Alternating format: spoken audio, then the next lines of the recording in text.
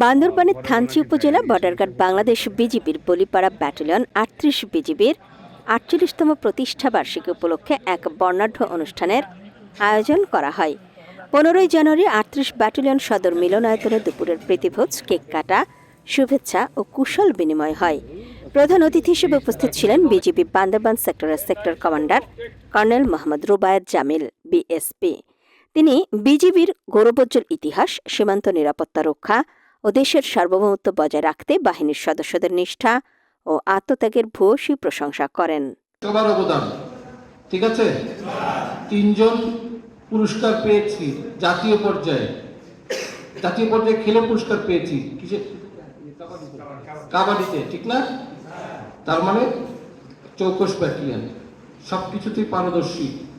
সামনে ইলেকশন আসতেছে, অনেক দায়িত্ব, পারবো না? রাইট, পারবো আমরা, ঠিক আছে।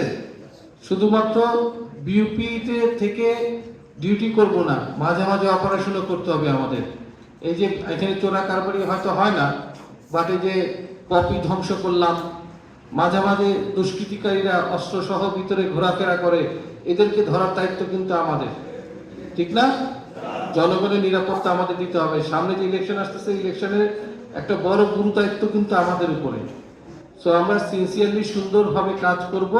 প্রতিষ্ঠা বার্ষিকীর এই দিনে, এই শুভক্ষণে আমরা সেই শপথকে সামনে আগায় যাই, ঠিক আছে? ওকে, সবাই ভালো থাকেন, সুস্থ থাকেন, এই কামনায় আপাতত বিদায় নিচ্ছি। সবাই খাওয়া।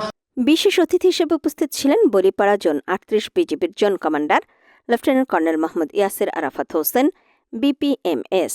এছাড়াও অনুষ্ঠানে উপস্থিত ছিলেন সহকারী পরিচালক মোহাম্মদ জাকির হোসেন, থানার ভারপ্রাপ্ত কর্মকর্তা ওসি কানন সরকার সহ বিজিবির ঊর্ধ্বতন কর্মকর্তা ও সদস্যবৃন্দ।